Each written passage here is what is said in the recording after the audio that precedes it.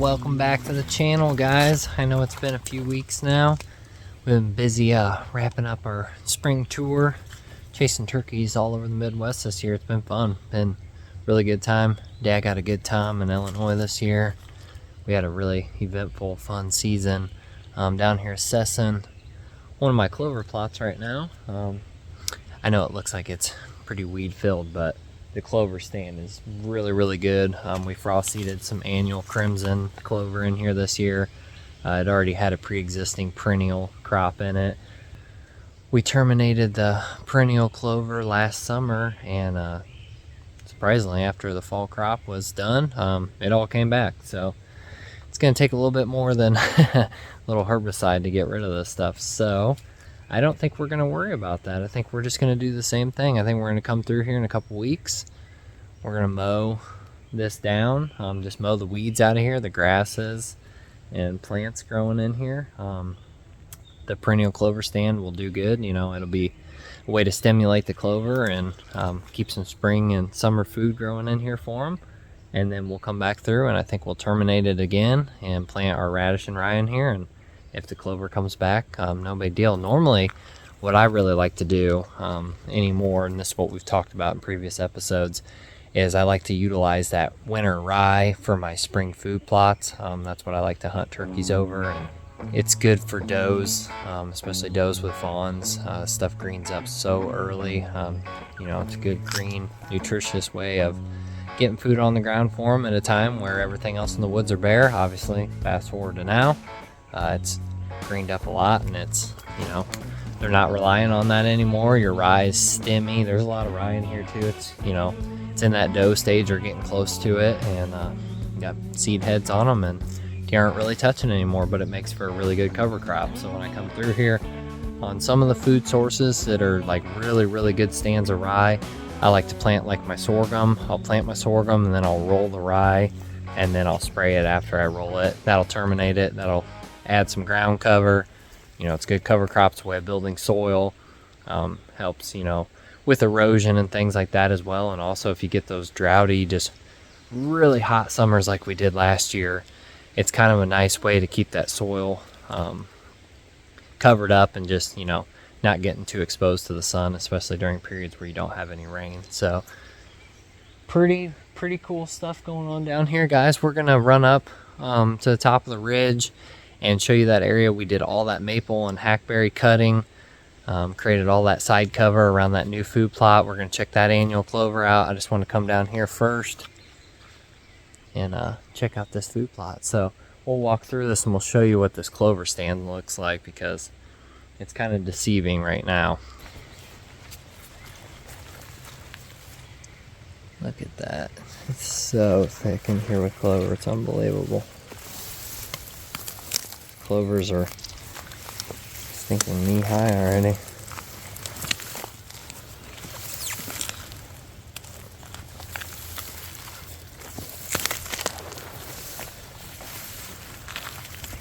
So yeah, once you come through here and mow this, it's going to stimulate this clover, get rid of the weed competition,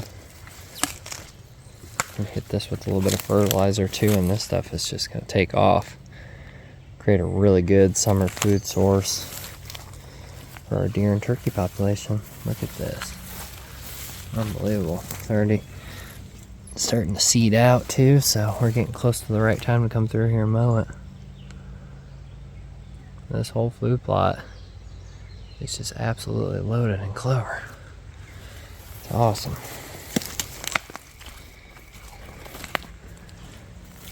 Crazy how much of the perennial came back. There's a lot of annual clover in here, but there is a lot of perennial clover that's like 5-6 years old, and we even, like we said, sprayed it, mowed it and sprayed it, killed it all off, and it came back. So after seeing that, we might come up with a pretty cool system here as far as come back through and mow it again this summer, and then spray it again to terminate it right before we plant our radish in here.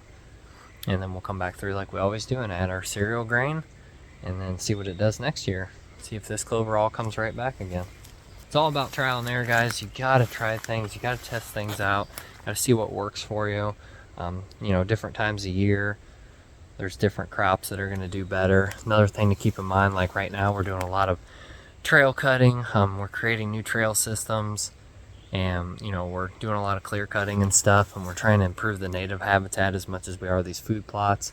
But you got to be careful this time of year because hens are sitting on nests. So I don't mind maybe clearing out new trails, but if I have pre-existing trails on the farm, I let those just go. Right now they're not super tall. Honestly, it's some good brood habitat on those trail systems. Just let those go. Don't risk, you know, running a nest over. After all, it's hard enough to establish a really good turkey population, especially where we're at here in Illinois, the central part of Illinois.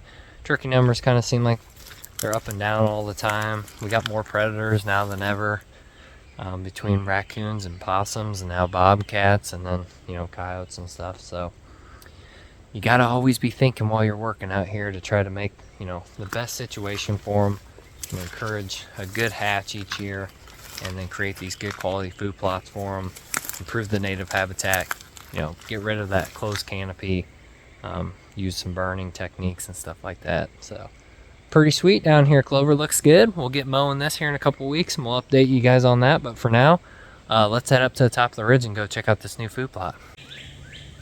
All right, guys, while we're heading up to this new food plot, I want to show you another one that we've been working on as well on top of this knob here. It's all winter rye. We'll come through here, and whenever we plant our spring crop in here, we'll plant it and we'll roll all this like we typically do, and then make sure it's terminated. But really good location. Got really good sunlight now. Got a lot of these hardwoods down. Rung a ton of the locusts like we've talked about. But this is a spot here that is really intrusive. Lots of security cover. Timber ponds right down the trail here.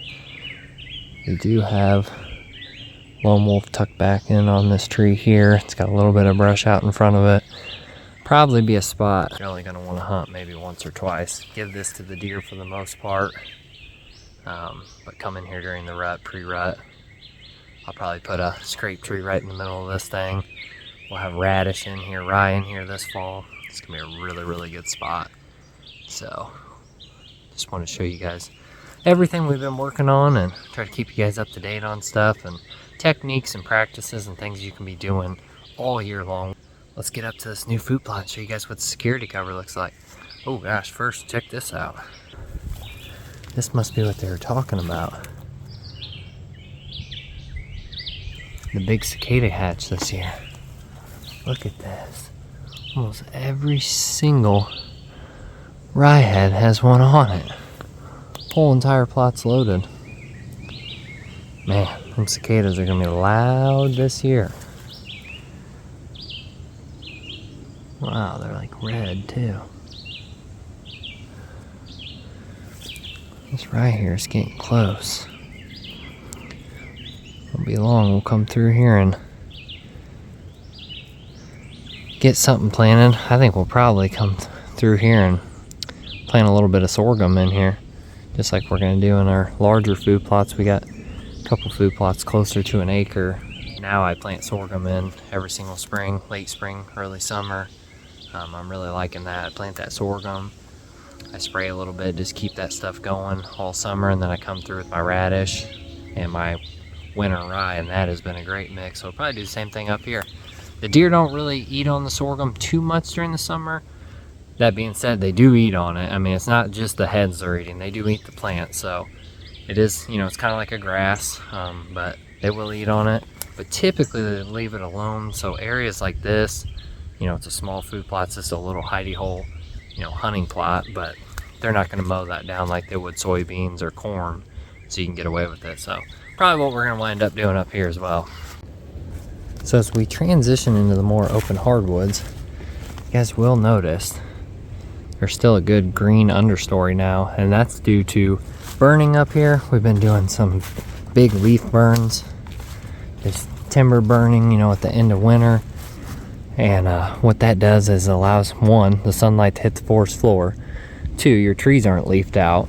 So if you get a couple rains, the heat from the burn itself enhances how quick that seed's going to germinate. But just between doing those few things, you can beat the canopy. Now, if you look up, obviously, we're getting to the point where this is closed canopy, but too late.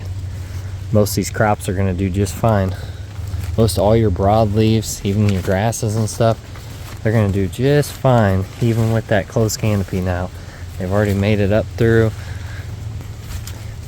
Big thing you do have to keep in mind though, you will start getting some invasive species coming through. Anytime you clear an area out, you are going to have more invasives, but every couple years, just make sure come back through, burn. You're starting to see some honeysuckle and things growing.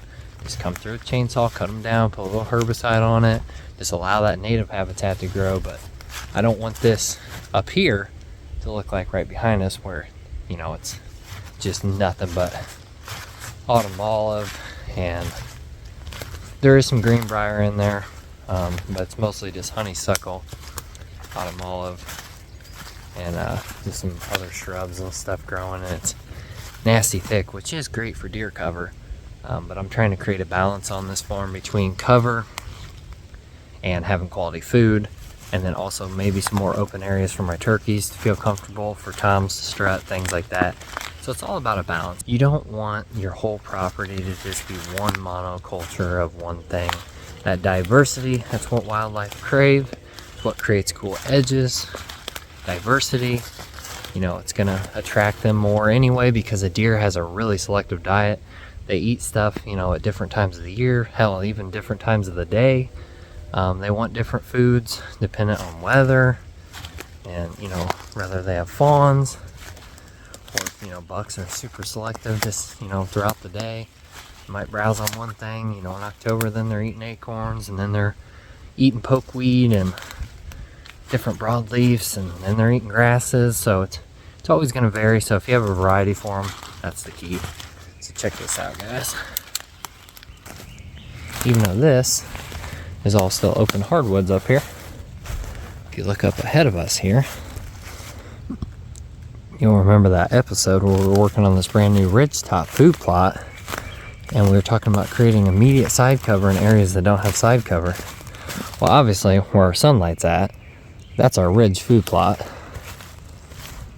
But if you look over here now, where we used to be able to see straight across this thing, we can't. So I haven't been here in probably 3-4 weeks, ever since we really started getting after the turkeys.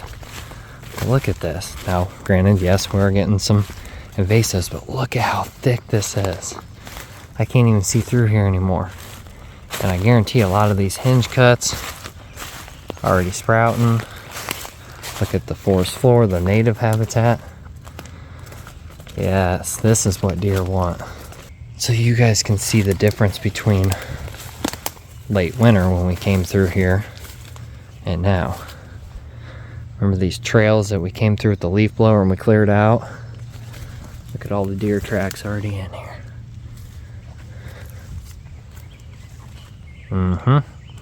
They're creating little bedding pockets. There's little holes here. Look through there, it's just getting really thick. This is exactly what we wanted. What a great start to the season. This is awesome.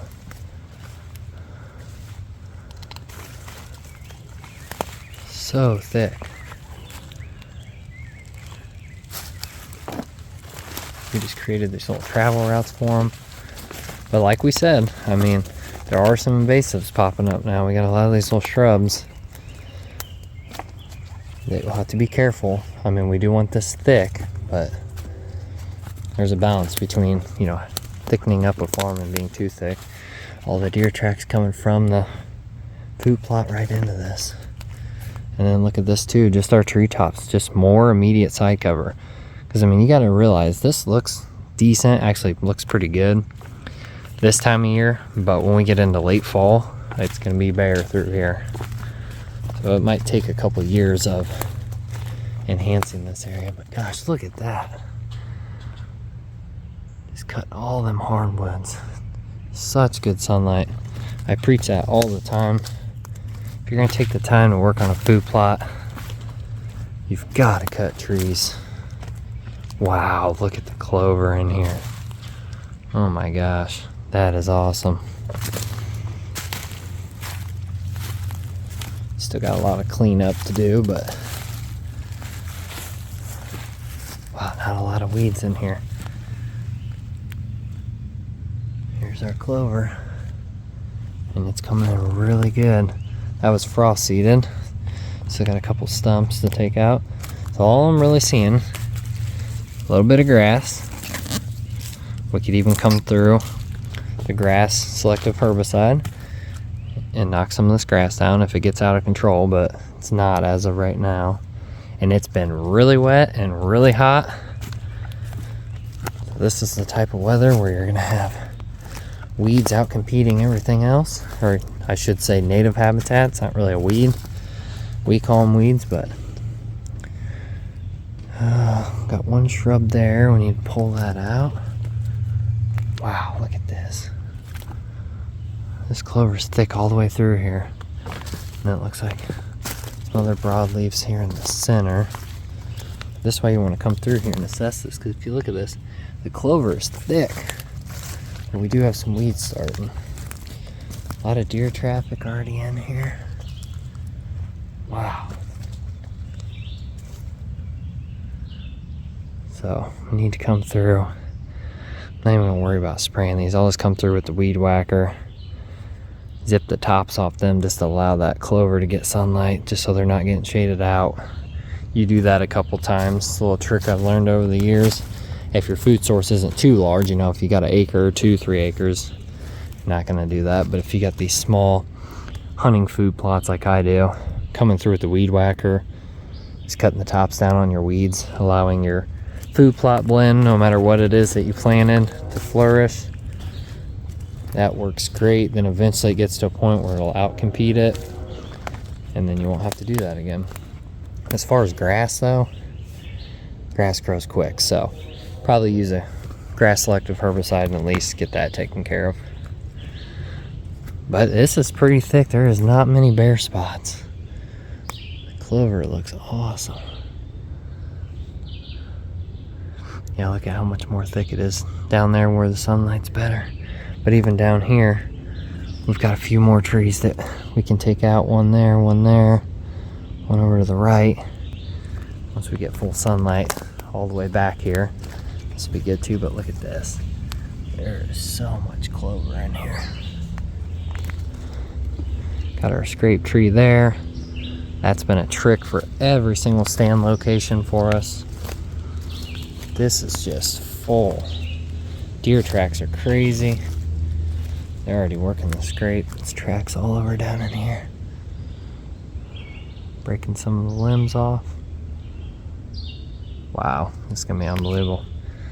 Creating immediate side cover, getting the sunlight to the forest floor, planning out location first. By that I mean figuring out where your stand's gonna go, how you're gonna access an area, and then creating the food plot around it. That has been the #1 key to my success. The last couple of bucks have been, you know, figuring out a location first, figuring out how to access it, and then making an improvement in and around that spot. And it's worked out good. And I've also had some other really close calls doing that same thing on a couple of my #1 target deer. So it works. I mean, this is the ticket. Hopefully we can get a sucker down in this food plot this fall. So we got black cherry here, and then this little guy. We need to cut these down. Cut this guy down, and then I can probably leave that small maple because it's not going to affect. This is going to be the tree we're in because we're going to walk up that ridge like we've talked about before and catch right to that, and then we'll get way up in there. And honestly, if we get up far enough, we might even be able to maybe cut a little bit of this maple or find a way to give us some, immediate cover in front of the stand. We'll figure that out whenever we actually bring a deer stand in here. But once those 2 trees are out, we'll be able to shoot right to that scrape tree Don't think I'll get it done this summer, but really would like to get this hardwood taken out of here as well. That would clear us up. I don't mind having like one tree to kind of break us up, but it'd be nice to get rid of that and create, you know, more shot opportunities. Obviously, we're gonna make a trail system that runs through here anyway, so even if we can't get a shot in the plot, we'll get one as they're getting closer to us coming through here.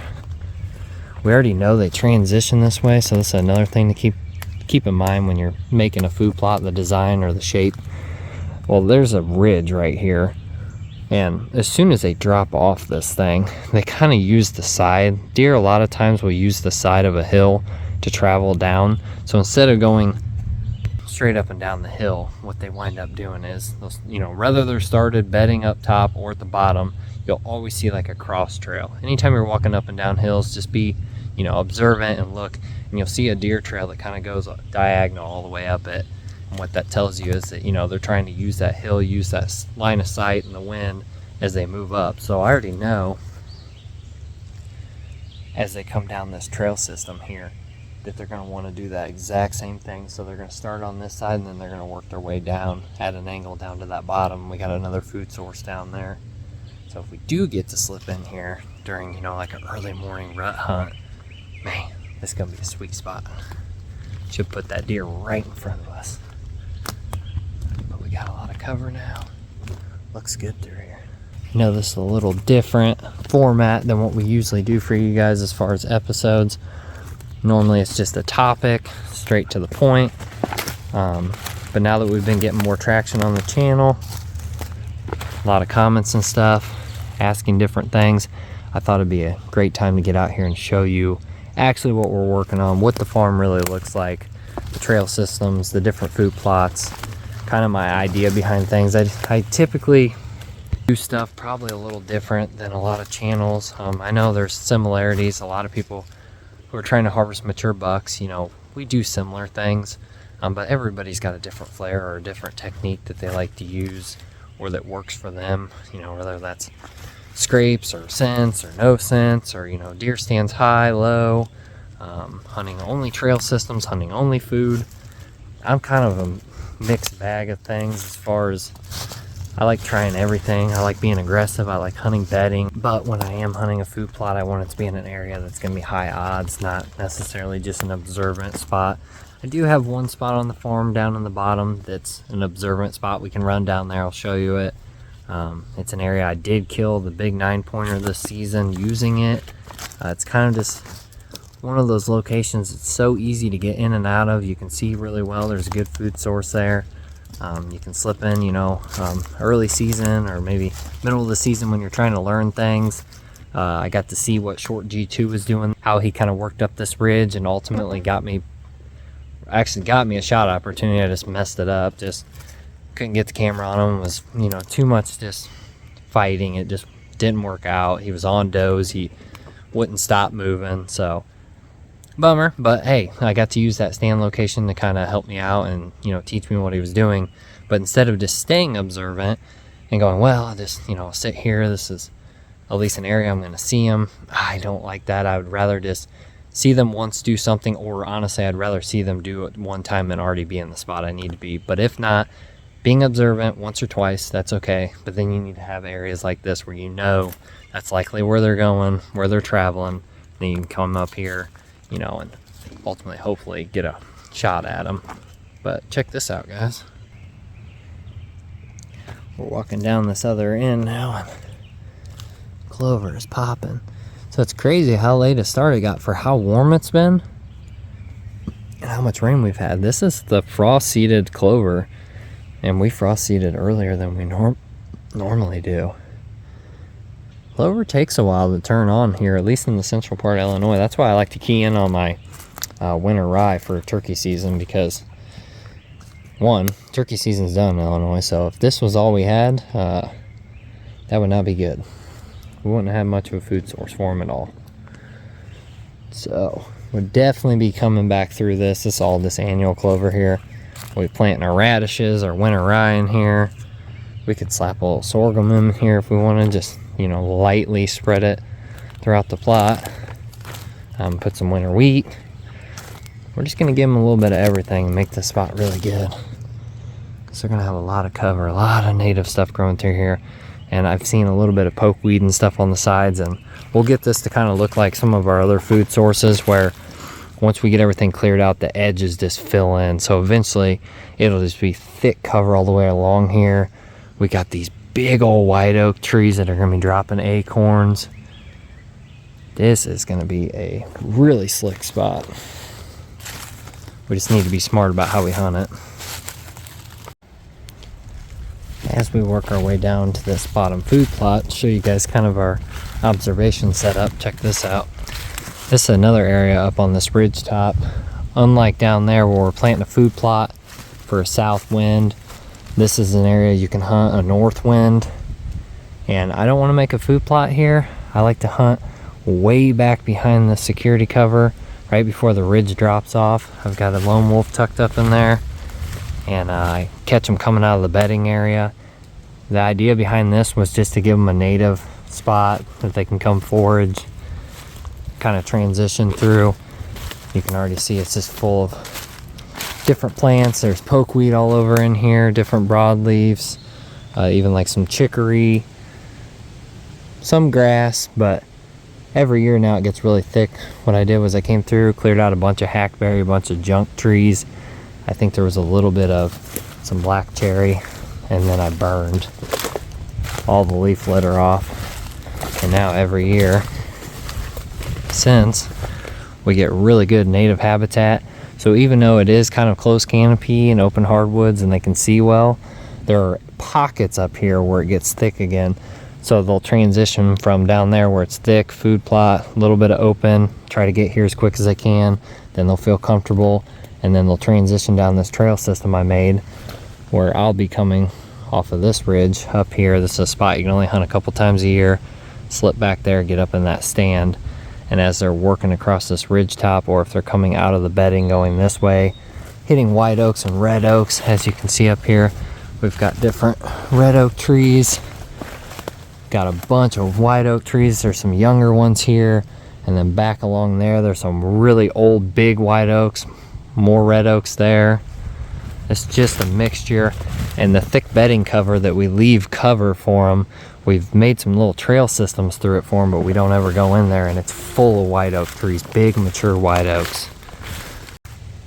So the only thing I do on this area here is just come through with the brush mower and just mow one little trail out for them. Other than that, I like to leave all the cover, leave all the native habitat here. Sometimes throw a trail camera up on that hackberry tree. You can see the solar panel still on it, but we don't have any cameras out just yet. We'll be setting those out here pretty soon, and an episode for you guys on where to place your trail cameras, how high you should place them. That's a big thing that I've noticed over the years that's helped me get them up out of the line of sight. But we're going to travel this little trail system back here, drop down the hill, and we'll show you guys our observant box blind stand over that food plot. And you've seen most of the farm, about half, a little over half of it. So probably here in the next couple of weeks we'll try to show you the rest of it. Got a couple more food sources, some more ridges, and just some other cool stuff. It's kind of a never-ending project.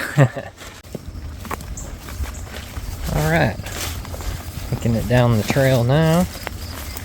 About to enter into our larger food plot down on the bottom here. Rye is thick in here. Wow, full of cicadas in here too. But here's our box blind. It's where we harvested our big 9-pointer this year. And this food plot's kind of a cool design. We made like a little U shape here, and there's a trail system. And then as you come down around here, we've got another big U shape, and it loops around to the back. And we've still got some hardwood trees back here that we need to take out. We did plant all that this last season. Food plots, you know, closer to an acre in size, but it gets pretty shady in that far back section. As you can tell, the canopy's not completely removed, where like out here, obviously, we've got this completely removed. We cut about 15 hardwoods out of here. Took a long time. That's a really, really cool food plot. It's still somewhat secluded. There's a creek that runs right behind that box blind, so I park, walk down the creek, come right in, get right up that. Every year we brush the bottom of this, brush the bottom of the box in, the ladder portion of it anyway. And then we've got some thick cover just right here, and then it transitions out into ag. So this is a really, really good staging food plot for them. You know, they come off the hillsides up on that thick bedding where we just came from. We've got that new food source. They'll travel along that ridge, drop down in here. And then, you know, during the fall, it won't look like this, obviously. This will be just radish and rye. It'll be short and really, really good setup. And we'll walk around this thing and show you on the other side over here, 15 yards from the box blind. Got a 300-gallon watering tank in there. Wow, look at this rye. It is all the way up to my chest. That's crazy. This stuff's gonna be ready to roll here soon. We'll come through here with our sorghum, get this whole thing seeded, then we'll roll all this rye, terminate it. We'll have a good sorghum crop coming on for the summer, and then we'll come back through with the radish, get our radish planted, and we'll come back through with our winter rye again, and we'll start this whole system over. That way at the end of the year, once they've ate all the radish, the rye, even if they eat it down, you know, it gets pretty short, so it stays tender. It lasts, you know, well into winter anymore, but that'll stay. Then once it gets later in the winter and it gets a little bit warmer, it can even be, you know, February, March, that stuff starts to green back up. Then you'll end up having a nice, short, lush, green food plot for the springtime when turkeys come through. Just has been the best system that I've found so far, is doing sorghum, radish, rye, and that's pretty much all I do anymore. Some of my food plots, when I'm getting them established, I like to frost seed clover like we've been doing this year. Obviously you saw a few episodes of that. Look at this deer trail through here. So they come right down this trail system here and then right out into this food plot. Gosh, that looks awesome. But yeah, whenever I'm establishing a food plot, I like to use clover. It's a great one to establish with because you can frost seed, get it rolling. Still got a bunch of logs and stuff in here we need to bring the tractor down. Once we get all this rolled, we'll bring it down and load up. Get these logs out of here. Like I said, there's been a lot of cutting projects on this farm. But yeah, so from here you can see, still got a few more trees we gotta take out back there. But these little U-shapes in the food plot make it to where the deer have to come around these areas and see what's on the other side, instead of just having like a big circle or a big oval. I really like utilizing like either a U-shape, or you know, maybe it gets tight right in the middle like a little bottleneck. Things like that just kind of forces them in a direction that you want them to go. So right in here, there's the box blind, and then once we get our food plot planted, we'll come through and we'll mow this whole area out. There is some rye and stuff in here. It's mostly weeds on this side. But we'll mow this whole area out around this watering hole here. They use this a lot. And then we got another backdoor trail system for them to exit this. And then there's more food plots down on that side of the property towards the creek crossing. But we can show you guys that on another day. Then here's our big grapevine. This one was just growing in this tree, and we thought, well, we'll leave this here. Even though we have a scrape tree around the bend here, this one was already naturally growing, and they started hitting it. As you can tell, it's still got a pretty good circle around it. But yeah, guys, when designing food plots, when designing anything on your farm, one of the number one things is access and creating the area around you. You need to figure out how you can hunt these deer before you start implementing projects and before you start clearing things out. It's been the number one help for me, and hopefully it helps you guys out. Thanks for tuning in on this week's episode. We'll be back soon, guys.